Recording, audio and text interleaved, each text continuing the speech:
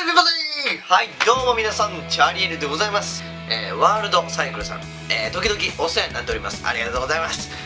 で、今回はですね、ほぼごく限られた方への動画となります。しかし、ごく限られた方の助けに少しでもなればなと思って動画を撮っております。で、今回、私がしようと思っているのはですね、すごい長いシートポストが欲しいなという方、いらっしゃるんじゃないでしょうか。この動画を見ている方の中にもきっといらっしゃるはず。シートポストにもね、いくらか規格があるんですけれども、25.4mm っていう直径のサイズから 34.8 やったかなぐらいまであります。結構ね、幅があるんですね。その 25.4 っていうこの1インチの直径の場合ですね、長いのがないんです。こうやっぱりね、あんまり高すぎるとこう上に座った時にテコの原理でね、強度が足りないと曲がっていっちゃうんですね。でもやっぱりそういうシートポスト欲しいなという方に今回動画をお送りします。で、今回買ったこのパーツ、まず開けていこうと思います。で、一応ね、先に言っておくんですけども、シートポスト作るのお金かかります。かなりお金がかかりますんで、覚悟しておいてください。はい、開きました。はい、まず梱包材ですね。はい、出てきたかな？出てきました。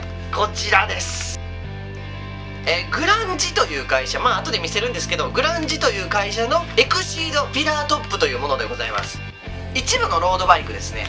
ちょっとアルファベットで何かの略やったと思うんですけど忘れました。ちょっとここに載せておくんですけども、シートポストと呼ばれるですね、サドルの下の棒とフレームが一体になっているという高級なフレームが存在するんですね。で、それの方がシートポストの重さを軽減できるじゃないですか。中の挿入部分がない。その上にこれをかぶせてあげてサドルを上に乗っけるっていう、そういうもんなんですね。はい、じゃあ早速開けていこうと思います。こういったもんですね。で、これ見てパッと気づいた方、すごく自転車にお詳しいんではないでしょうか。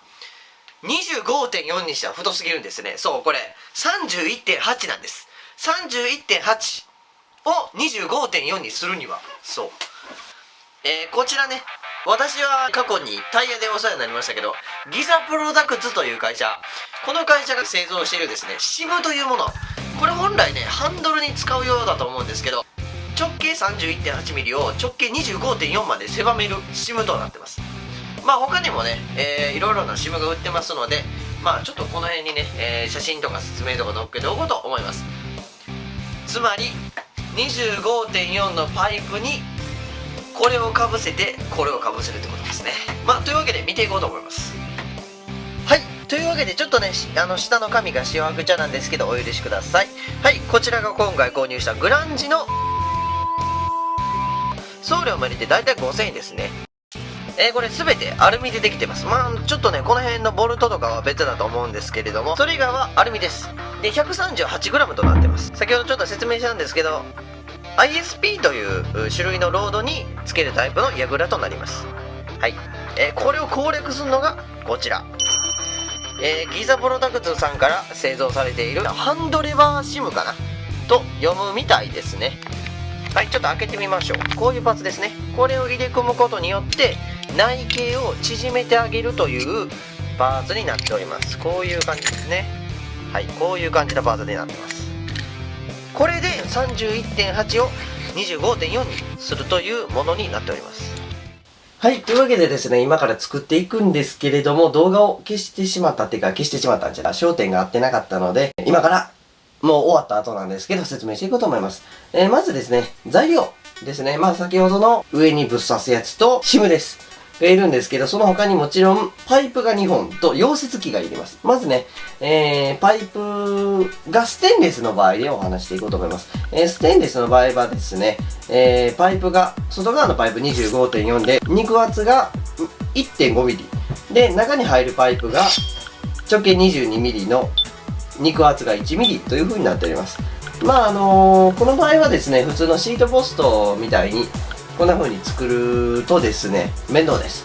上と下溶接しないといけないですし、上の溶接をミスるとですね、これぶった切ったやつなんですけど、ダマになってですね、このサドルとね、シートポストをつなぐヤグラというパーツが入んなくなりますので、皆さんにはですね、太いパイプより細いパイプが短くなるように作っていただこうと思います。私の場合はね、だいたいこのくらいの差で作りました。太いパイプよりだいたい20センチぐらいね、短く設計しております。でね、今現在どうなのかと言われると全く曲がっておりません。びっくり。はい。曲がっておりません。私55キロなんですけれども、同じ55キロの方で、まあ大体上の突き出しが40センチぐらいの方はですね、同じ作り方でほぼ間違いないと思います。で、体重が私より、まあ当然ですけど、重たい方も結構いらっしゃると思いますのでね、身長高いとかいうことで、体重1キロにつき5ミリぐらい伸ばせばいいんじゃないかなというふうに思います。はい。まあ私ね、リュックとか背負っても曲がったりしないんで、まあある程度は大丈夫だと思うんですけれども、その辺は目分量で、難しいと思いますけどね。はい。溶接機なんですけど、私はね、このアーク溶接機というものを使っております。まあ、テレビなんかでよく見かけるかな。火花をバチッと飛ばして、バーッとね、火花バチバチバチバチバチバーッと飛ばしながら、溶かしてひっつけるという機械でございます。この溶接機なんですけれども、一応溶接棒っていうね、接着剤になる部分が入っております。その熱で溶ける部分ですね。が入っているんですけれども、ステンレス用っていうものがございますので、まあ素材に合ったものをということで、ホームセンターでだいたい1000円か2000円ぐらいでね、売ってますので、その溶接棒もいろいろあるんですけれども、例えば 100V か 200V か、まあこの溶接機は 100V なんですけれども、あとね、ひっつける素材によって溶接棒も変わりますので、まあパッケージに書いてありますので、よく選んでくださいね。はい。でですね、ステンレスの場合はと言いました。チタンっていうね、素材がございまして、こちら非常に高いんですけども、ステンレスの倍か3倍ぐらいします。値段はね。しかしステンレスの半分です。でね、チタンの場合はですね、溶接が不可です。まあ、できるっちゃできるんですけども、ちょっと特殊な溶接機と設備が必要になりますので、もう工場レベルに下手したらなります。まあ個人でやってらっしゃる方もいらっしゃるかと思うんですが、私ね、このチタンに関しては全く実践してないので、できるっていうね、風に公言できないんですけれども、一つの案としてね、やったりたいという方はやってみてください。チタンの場合はですね、その設備を揃えられない場合ですね、まあ多分、10万かかると思いますので、まあ同じ素材、の大きさで、接着剤、金属の接着剤がね、あると思います。ホームセンターに行けばいくらでもね、まあネットでも売っていると思います。接着力の高そうなものを選んでいただいて、それを塗って挿入してみてください。もしかしたらいけるかもしれません。もしね、まあ中のパイプが落ちてこなければいいっていう風にして溶接とかそういった接着剤使ってますので、おそらく大丈夫かなと思いますが、保証はできませんので、ご了承ください。はい、お待たせいたしました。やっとね、現物でございます。はい、というわけで今からですね、まとめの方に入っていこうと思います。まずですね、皆さんがお気になさっているであろう強度に関して、それからまあ、その辺の諸々の話に関してしていこうと思います。強度、問題ございません。さっきですね、こういったまっすぐなところに当ててみました。これではね、本当にまっすぐか判断できないんですけど、ちょっとこの辺まで汚れてますからね、さっき引っこ抜いたばっかりで。まあ、後で試そうと思うんですけれども、まあ、ここの部分だけでも構いませんので、平らな机とかで、ゴロゴロしてみてください。乗った後ですよ。もちろん乗った後に、そういう実験をしてみてください。で、まっすぐだったらですね、ゴロゴロゴロ、ゴロゴロゴロっていきます。こんな音がします。で、もしダメな場合、曲がっちゃってる場合は、グラングラングラン、グラングラングラングランって変な音がしますので、それで判断してみてください。あくまで自作なので実験です。実験だと思ってください。もう、できたらラッキーだと思ってくださいね。はい。でですね、軽さに関してなんですけれども、私のこの大体45センチのシートポストでですね、大体 450g ぐらいでございます。重いか軽いかは人それぞれということで。で、チタンで作ったらまあ 200g ちょいになるからまあ頑張って作ろうかなと思っておる次第でございますが、まだ先になります。で、溶接か接着か、もう言うまでもございません。接着です。溶接っていうのはですね、そこに負荷がかかる場合ですよね。例えばパイプとパイプをひっつけて、フレームにするとか、そういう場合溶接が一番いいんですけど、こんなですね、中にね、パイプ入れてね、落ちないようにするだけで溶接機なんか万ぐらいね使って、1000円する溶接棒を買っててもう、アホでしょ。アホ。なので、接着でもしダメだったら溶接ぐらいの持っておいてください。接着で十分いけると思いますね。もう塗りたくって、細いパイプをって中に入れてあげてください。ならいけると思います。で、もしね、本当にもう俺溶接したいわさせてくれよという方はですね、こちらに、載っております。やり方とかそういうものが。でね、もし溶接する方はですね、細いパイプを少し中に入れて、溶接した時にですね、溶接の山が、シートチューブと呼ばれる、これを入れるところに突っかえて入らないようにならないようにですね、細いパイプをほんの少し中に入れて、中に溶接の山ができるようにしておいてください。ビートっていうんですけれども。デメリットに関してはね、あんまり私は思いつけません。はい。メリットに関しては結構あります。このエクシドピラートップになった場合ですね、後ろに 35mm 下がってます。ので、重心を後ろに、体をもっと後ろに下げたい。おけつをもっと後ろに置きたいという方はですね、このエキシードピラートップもまさに買って正解なわけです。でですね、この ISP のピラートップなんですけれども、他にも売ってます。こういう商品。日本で手に入るのはこのグランジのものと ISP のリッチーぐらいしかございませんが、10g ぐらいしか変わらないのに何千円ぐらい違うんです。なのでね、本当にグランジをお勧めいたします。はい。ご視聴ありがとうございました。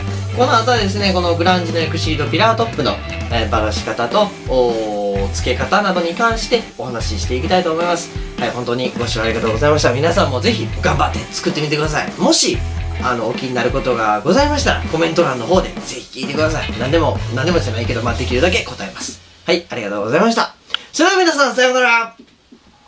はい、というわけでですね、最後にはなってしまったんですけども、ばらし方を紹介していきたいと思います。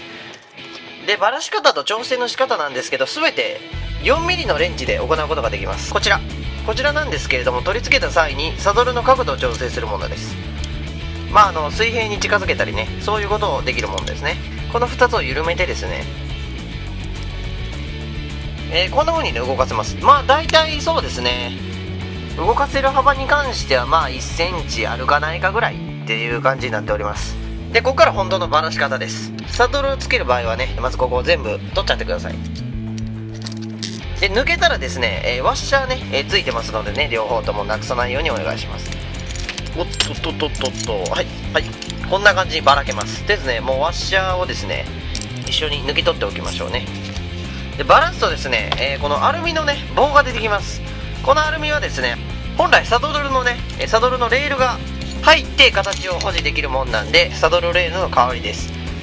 で、これを除いてですね、ここのボルトを抜いたらですね、1,2,3,4,5,6 主に6個のパーツでね、構成されてます。で、組み直し方とサドルのはめ方なんですけれど、ここからがね、ちょっと大変なんですけれど、まずですが、これをね、引っ掛けます。こういう風に引っ掛けます。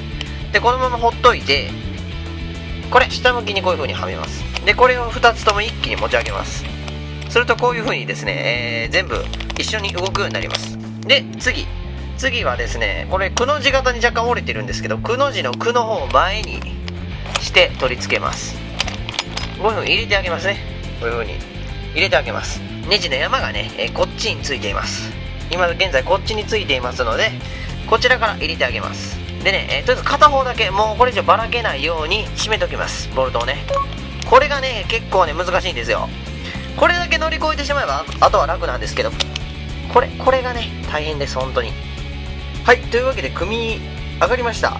でね、ちょっと苦戦したんですけどね、どうやらレール幅がね、ちょっと狭まっていたようで、レール幅を広げながら入れました。組む時はですね、ちょっと強引で、もしかして舐めちゃったかなぐらいでちょっと入れてみてください。そしたらうまく組めるかもしれません。でもあんまりもしかしたら無理にやると舐めてしまうかもしれないんで、その辺はね、お任せいたします。で、動きに関してですけどね、はい、ちょっとね、あんまりスムーズに動かないんですけど、こんな感じですね。こんな感じで動きます。でね、角度に関してですけど、さっき言った通りこんな感じですね。で、組み方ですね、説明していきたいと思います。最初に紹介したらこのシムかまします。こんな風にかまします。で、こっからですね、できるだけこの上下の幅を一定に保ったまま櫓を入れてください。はい、櫓入れます。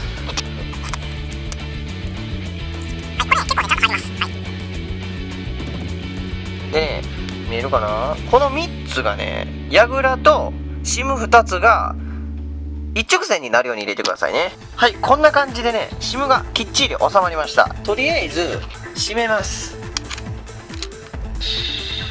はい。で、とりあえずここまで来たら一旦ね、目を通します。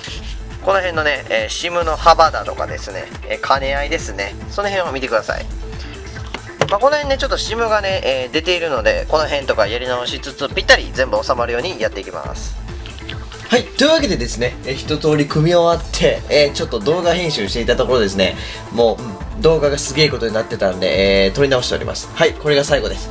2点ございます。ここのですね、SIM の部分と、ここにね、最低ラインっていうのがあるんですね。4センチ入れろと書いてあるんですけど、SIM が4センチないので、最低ラインまで届いておりませんが、体重今57キロになったんですけれども、問題ないです。はい。で、シートポストに関しては、奥まで入れてあります。でね、もともとシートポストに反射板ですね。リフレクター、これです。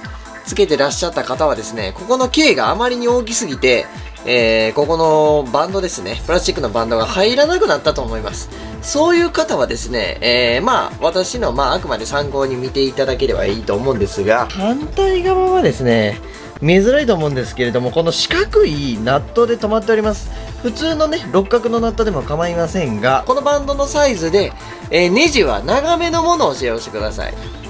小さいこのバンドのサイズだとこういった止め方しかないんですが、34.8 でしたかのバンドのサイズがある方はもしかしたらそれでもいけるかもしれませんが、多分無理かな。はい、保証ができないのでご了承ください。SIM の長さが足りてないことと反射板に関しての報告でした。最後までご視聴ありがとうございました。それでは皆さん、ぜひ頑張ってみてください。さようなら。